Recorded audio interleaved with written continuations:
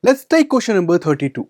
It says, democracy plays an important role to accommodate the social diversity. Support the statement with suitable examples.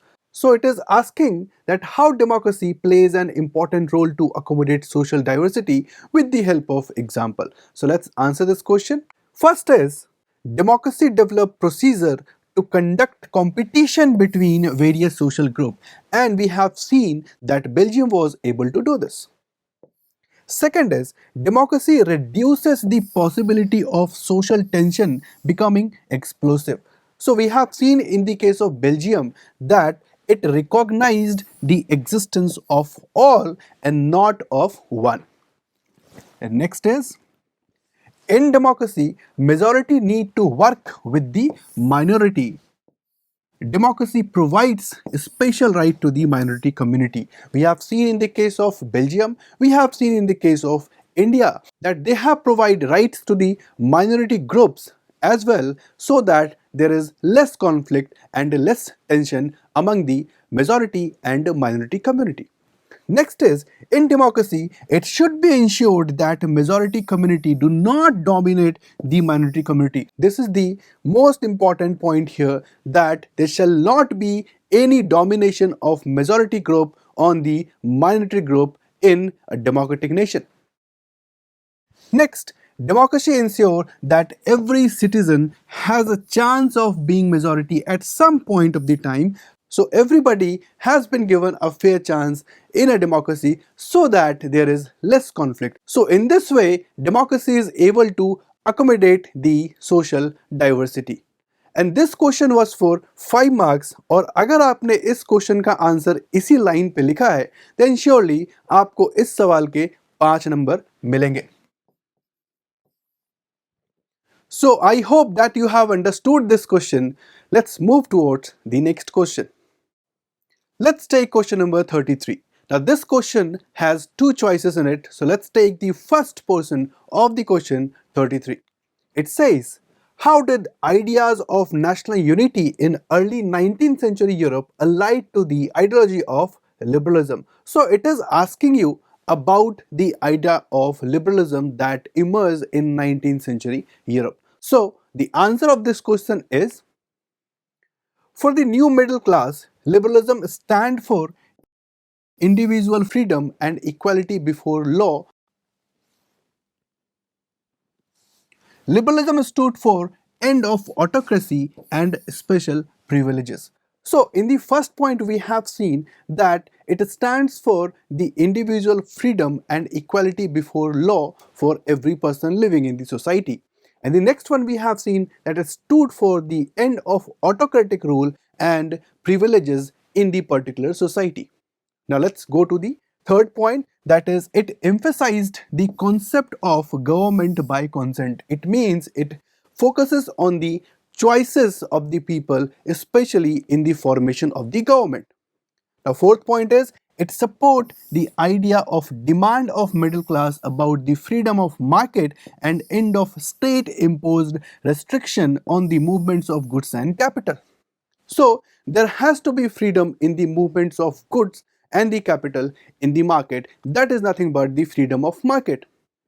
Next is, it supported the creation of unified economic territory. For example, we have seen that there was a formation of unified custom union known as Zulwari. And the last one is, creation of railways further stimulated mobility, harnessing economic strength to national unification. So formation of railways also led to national unification. So this question was for 5 marks, and if you have written in such manner, then surely you are going to get 5 marks for this question. So I hope that you have understood this question really well. Let's move to the OR part of this question. So let's take the OR part of the same question. It says, how did Greek War of Independence mobilize the nationalist feeling among the educated elite section across the Europe? So it is asking you to explain that how did the Greek War of Independence mobilize the nationalist feeling among the educated elite section of the Europe. So as we know, dear students, that Greek was under the control of Ottoman Empire. Ottoman Empire was a Muslim ruling empire. So it was very much brutal in nature. So in order to get independence, there was an emergence of revolutionary nationalism, and it led to a struggle for independence among the Greeks from the Ottoman Empire. Next point is, Greece was viewed as a part of Europe which had been under the control of brutal Ottoman Empire and now needed to be liberated. So there was a need for liberation of Greece from the brutal Ottoman Empire. Next, Greece has always been seen as the cradle of European civilization, and it mobilized the public opinion to support its struggle against the Muslim Empire. Next is, many West Europeans has sympathies for ancient Greek culture. It was so famous among the West European person that everybody want it to be liberated from the control of Ottoman Empire. Nationalism in Greece got support from other Greeks living in exile. So those people from Greece who are living in exile, they also supported this move. So in this way, there was a rise in nationalist feeling among the educated elite class of Europe. So this question was of 5 marks, and if you have written in such a manner, then surely you are going to get 5 marks for this question. So I hope that you have understood this question really well. Let's move to the next one. So let's take question number 34. This question is a choice based question. In this we have been provided with 2 questions. So let's deal with the first question. It says, bank plays an important role in the economic development of a nation. Support the statement with example. So this question is asking you about the role of bank specifically in the economic development of a particular nation. So let's answer this question. Bank act as a link between the savers and the investors. So here the bank is acting as a link between the savers and the investor, and in this way it is developing the economy. Next is, bank accept the deposits and pay an amount as interest on this deposit. This way bank mobilizes the savings. So bank take care of the money flow in the market by taking the deposit and providing an interest on that deposit. The third point is, bank uses major portion of these deposits to extend loan for various economic activities such as infrastructure development or agricultural activities. Now moving to the next point, bank is providing loan in the rural area for the crop production. Next is, bank provides loan to create fixed assets that will create employment opportunities. So dear students, in this way bank is keeping up its role specifically in economic development of a particular nation. So if you have written your answer in this manner, then surely you are going to get 5 marks for this question. So I hope that you have understood this question really well. Let's move to the or part of this question. And the question is, credit sometimes pushes the borrower into a situation from which recovery is very painful. Support the statement with example. So it is asking about the role of credit which has been a burden on the borrower. So that is nothing but the debt trap. So let us understand debt trap and let's take the answer. So debt trap is nothing but the inability to repay the loan on time, which pushes the borrower into a painful situation. Now let us take following examples. First is, in case of a failure of a business, it will be difficult to repay the credit. Obviously, when a business is set up and when the loan is not repaid on that, obviously it will be going to a problem on that particular person or a group of individuals. Second, in rural areas, if the crop fails due to natural factors, it will be difficult to repay the loan. Obviously, when there is a crop failure, specifically because of natural factors like drought, then there will be no production, and in the absence of production, there will be decline in the profit, and hence the loan cannot be repaid on that, and that will be a lot of problem for the farmers. Third point is, in case of informal sector, the rate of interest is very high, And if due to crop failure, previous loan is not repaid, interest rate further scales up. So in informal sector, when the interest rate is very fluctuating and in case the crop fails and if you cannot repay the loan, then further you need to pay higher interest rate. So that will obviously be a lot of problem for the person. The next is, in many cases, the people had to sell their land and fixed asset to repay the loan. The people who are going through the repayment of the loan activity, they need to sell their fixed asset like land or house itself in order to repay the loan. Next is, in case of high risk activities failure, without some support can push borrower in the painful situation. In this way, we have seen how credit push borrowers into some disadvantageous position.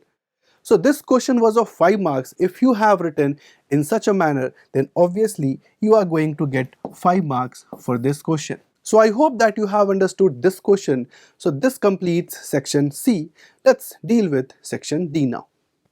Let's take section D. Section D is all about maps. So by solving this question, you will be going to get 6 marks. 2 marks for the first one and second mark for the other one. So let's start with the first one. It is saying two features A and B are marked on the given political outline map of India. Identify these features with the help of the following informations and write their correct names on the lines marked near them. So the first one is the place where the Indian National Congress session was held, and the second one is the place where the movement of indigo planters were started. So let's see the map. So in this map, there has been a location of A and B already been provided. So let's see the answer of this question. So A is related to Madras, where the session of Indian National Congress has been held. Second is Champaran. It is related with the movement of indigo planters. That is the solution of first part of the map question. So by answering this question, you will be going to get 2 marks. So I hope that you have understood the first part of the map section very clearly. Let's move to the next one. So this question is of locating and labeling type of question. So it is saying locate and label any 4 of the following with appropriate symbols on the same given political outline map of India. So the map has already been provided. We need to locate and label only 4 among the given options. So let's start. First is Sardar Sarovar, which is a type of dam, and the location of Sardar Sarovar Dam on the political map of India is in Gujarat. So I hope that clears this concept. Let's move to the next part. Second is Bhilai, which is an iron and steel plant, and the location of Bhilai is in Chhattisgarh, as you can see in this map. So I hope that clears the concept. Let's move to the third part, that is Pune, and Pune is a software technology park, and the location of Pune is in Maharashtra. As you can see in this map, the third one is Pune, and the next one is Kochi. Kochi is a major seaport, and the location of Kochi is in Kerala, which you can see in the given map by the code 4. I hope that it is very much clear. Let's move to the next one. Next is Indore. Indore is a cotton textile industry, and the location of Indore is provided by the code 5, which is in the state of Madhya Pradesh. Let's move ahead. Number 6 is Narora, which is a nuclear power plant, and the location of Narora is in UP. You can see by the code 6. So this question have asked you to answer any 4 of the location, and if you have answered in this manner, then surely you are going to get 4 marks for this question. With this, we have come to an end of this discussion. This year has seen a lot of changes, but as expected, the paper was easy to moderate level, a bit lengthy though. So I wish you all the best for your results. Thank you for watching.